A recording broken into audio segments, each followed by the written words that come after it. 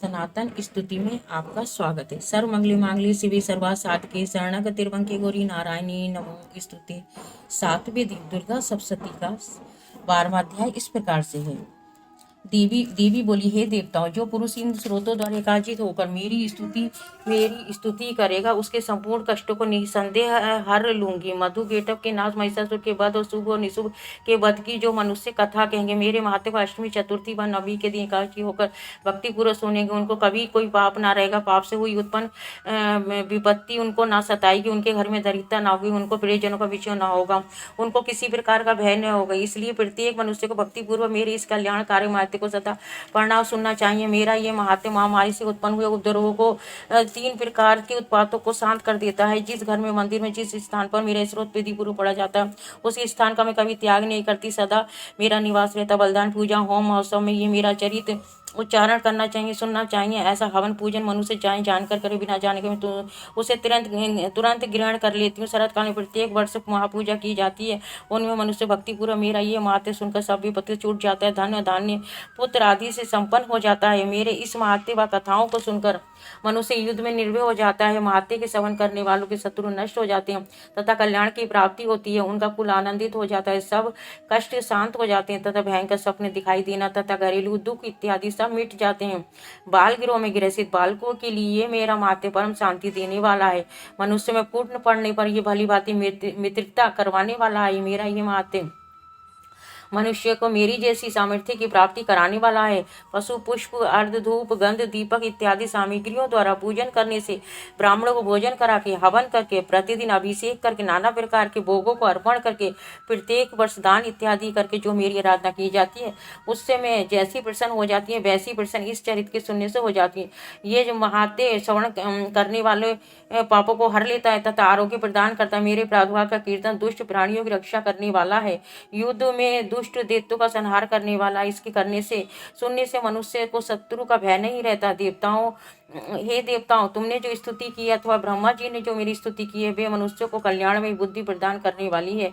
One में, शून्य मार्ग में अथवा धनावल में गिर जाने पर, वन में चोरों से घिरा हुआ या शत्रुओं द्वारा पकड़ा हुआ, जंगल में घिरा हुआ व्याघ्रों से या जंगली हाथियों द्वारा पीछा किया हुआ, राजा के कुद्र हो जाने पर, मारे जाने के भय से, समुद्र में नाव के डगमगाने पर, भयंकर युद्ध में फंसा होने पर, किसी भी प्रकार की पीड़ा से पीड़ित, घोर बाधाओं से दुखी हुआ मनुष्य मेरे इस चरित्र को स्मरण करने से संकट से ही मुक्त हो जाता है।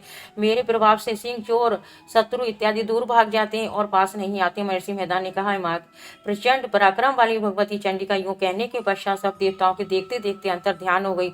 संपूर्ण देवता अपने शत्रुओं के मारे जाने में पहले की तरह यज्ञ भाग का उपभोग करने लगे। उनको अपने अधिकार फिर से प्राप्त हो गए। युद्ध में देवताओं, शत्रु, शुभ और निशुभ देवी के हाथों मारे जाने पर बाकी बचे हुए राक्षस पाताल को चले गए। हे राजन, इस प्रकार भगवती अंबिका नित्या होती हुई बार बार प्रकट होकर इस जगत का पालन करती है, इसको मोहित करती है, जन्म देती है, प्रार्थना करने पर समृद्धि प्रदान करती है। हे राजन, भगवती ही महाप्रलय के समय महामारी का रूप धारण करती है, वही संपूर्ण ब्राह्मणों में व्याप्त है। वही भगवती समय समय पर महाकाली महामारी का रूप बनाती है और स्वयं आजन्मा होती हुई भी सृष्टि के रूप में प्रकट होती है। वह सनातनी देवी प्राणियों का पालन करती है। वही मनुष्य की अवधि के समय घर में लक्ष्मी का रूप बनकर स्थित हो जाती है, अभाव के समय दरिद्रता बनकर विनाश का कारण बन जाती है।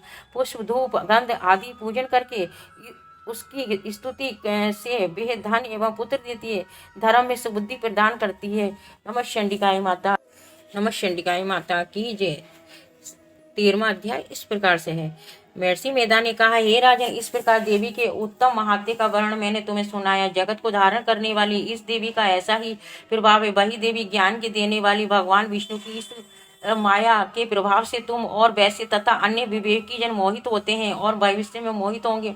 हे राजन, तुम इसी परमेश्वरी की शरण में जाओ। यही भगवती आराधना कर वे मनुष्य को भोग, स्वर्ग तथा मोक्ष प्रदान करती है।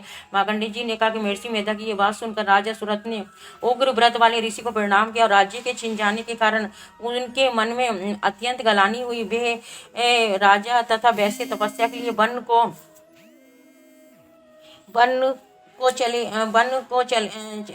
चले गए और नदी के तट पर आसन लगाकर भगवती के दर्शनों के लिए तपस्या करने लगे। दोनों नदी के तट पर दोनों ने नदी के तट पर आसन लगाकर भगवती के दर्शनों के लिए तपस्या करने लगे। दोनों ने नदी के तट पर मूर्ति बना तट पर देवी की मूर्ति बनाई और पुष्प धूप दीप हवन द्वारा उसका पूजन करने लगे। पहले उन्होंने आहार कम कर दिया, फिर बिल्कुल निराहार है कि भगवती मन लगाकर एकाग्रता पूर्वक उसकी आराधना करने लगे। वे दोनों अपने शरीर के रक्त से देवी को बलि देते हुए 3 वर्ष तक लगातार भगवती की आराधना करते रहे। 3 वर्ष के पश्चात जगत का पालन करने वाली चंडिका ने उनको प्रत्यक्ष दर्शन देकर कहा, हे देवी, बोली, हे राजन, तुम अपने कुल को प्रसन्न करने वाले वैसे वैसे जिस वर की इच्छा रखते हो वे मैं तुमको देती हूँ। वे क्योंकि तुम अत्यंत मैं तुम पर अत्यंत प्रसन्न हूँ। मार्कंडेय जी ने कहा कि यह सुनकर राजा के अगले जन्म में नष्ट न होने वाला अखंड राज्य इस जन्म में बलपूर्वक अपने शत्रुओं को नष्ट करने के पश्चात अपना पुनः राज्य प्राप्त करने के लिए भगवती से वरदान मांगा। और वैसे ने, जिसका चित्त संसार की ओर से विरक्त हो चुका था, भगवती से अपनी ममता तथा अहंकार रूप आसक्ति को नष्ट कर देने वाले ज्ञान को देने के लिए कहा। देवी ने कहा, हे राजन, तुम शीघ्र ही अपने शत्रुओं को मारकर पुनः राज्य प्राप्त कर लोगे। तुम्हारा राज्य स्थिर रहने वाला होगा। फिर मृत्यु के पश्चात आप सूर्य देव के अंश से जन्म लेकर सर्वाणी मनु के नाम से इस पृथ्वी पर ख्याति को प्राप्त होगे। हे वैसे कुल में श्रेष्ठ, आपने जो वर मांगा है वे मैं आपको देता हूँ। आपको मोक्ष को देने वाले ज्ञान की प्राप्ति होगी। मार्कंडेय जी ने कहते हैं कि इस प्रकार उन दोनों को मनवांछित बल प्रदान कर उनसे अपनी स्तुति सुनकर भगवती अंतर ध्यान होगी। इस प्रकार क्षत्रियों में श्रेष्ठ एवं राजा सूरत भगवान सूर्यदेव से जन्म लेकर इस पृथ्वी पर सर्वाणी मनु के नाम से विख्यात हुए। नमः चंडिकाय माता।